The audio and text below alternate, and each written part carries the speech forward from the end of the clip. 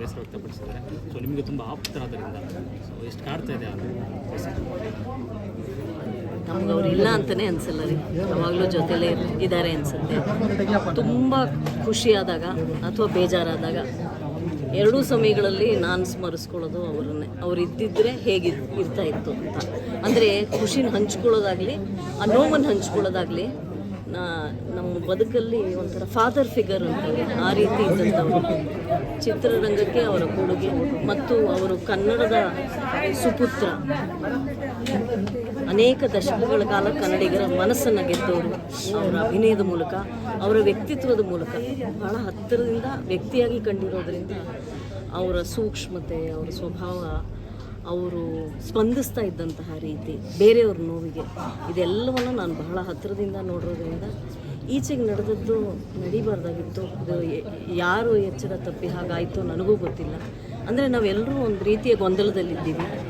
ಅನಿರುದ್ಧ್ ಅವರು ಈಗೇನೋ 17ನೇ ತಾರೀಕು ಅನಿಸುತ್ತೆ ಎಲ್ಲರೂ ಬರಮಾಡಿಕೊಂಡು ಒಟ್ಟಿಗೆ ಕೂತು ಮಾತಾಡಿ ಬಗೆಹರಿಸೋಣ ಅಂತ ಹೇಳಿದ್ದಾರೆ. ಹಾಗಾಗಲಿ ಅಂತ ನಾನು ಆಶಿಸ್ತೀನಿ. ಅತಿ ಶೀಘ್ರದಲ್ಲಿ ಈಗೇನು ಆಗಿದೆಯೋ ನಷ್ಟ ನಮ್ಮೆಲ್ಲರೂ, ಅದನ್ನು ಭರಿಸೋ ಶಕ್ತಿನ ಭಗವಂತ ನಮಗೆ ಕೊಡಲಿ ಅಂತ ನಾನು ಕೇಳ್ಕೊತೀನಿ.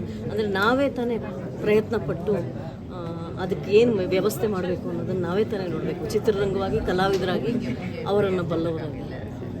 ಎಲ್ಲೋ ನಂಬಿಕೆ ಇತ್ತು ಒಂದು 10 ಗಂಟೆ ಜಾಗನಾರು ಬಿಟ್ಕೊಡ್ತಾರೆ ಅಂತ, ಬಟ್ ರಾತ್ರಿ ಆ ಥರ ಸಮ ಮಾಡಿ ತುಂಬ ಒಂಥರ ದಿಢೀರಂತ ಆಗಿದ್ದು. ನನಗನ್ಸುತ್ತೆ ಅವರು ಮನೆಯವ್ರಿಗೂ ಒಂಥರ ಹೀಗಾಗುತ್ತೆ ಅನ್ನೋ ಒಂದು ಸಣ್ಣ ಅನುಮಾನ ಕೂಡ ಇರಲಿಲ್ಲ. ಇದ್ದಿದ್ದರೆ ಪ್ರಾಯಶಃ ಅದನ್ನು ನಿಲ್ಲಿಸ್ಬೋದಾಗಿತ್ತು.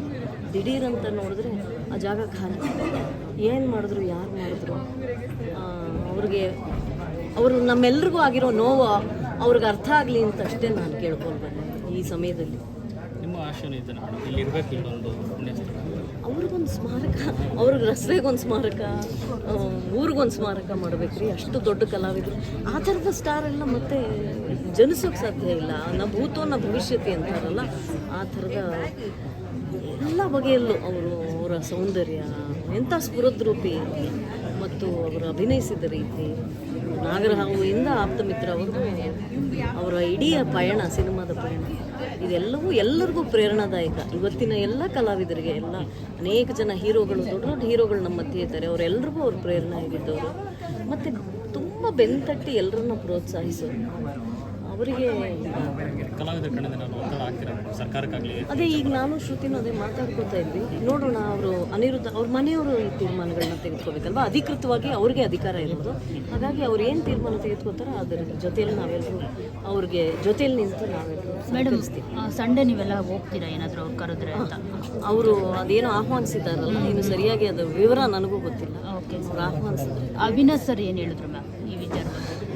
ಯಾಕಂದರೆ ನಿಮ್ಮ ಮದುವೆ ಮಾಡಿಸಿದ್ದೆ ನಮ್ಮ ಮದುವೆ ಮಾಡಿಸಿದ್ದವರು ಅವಿನಾಶ್ಗೆ. ಅವರು ಒಂಥರ ಅವರೆಲ್ಲ ಹೇಗೆ ಹೇಳೋದು, ದೇಹ ಬೇರೆ ಬೇರೆ ಅಷ್ಟೇ, ಮನಸ್ಸೆಲ್ಲ ಒಂದು ಅನ್ನೋ ರೀತಿಲಿ.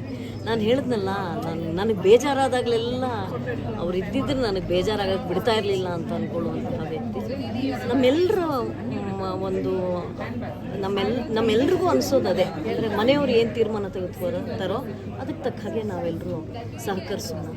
ಅವ್ರು ಕಟ್ಟಿದ ಸ್ನೇಹಲೋಕ ಇರ್ಬೋದು ಅಲ್ಲಿ ಇರಲಿ. Thank you.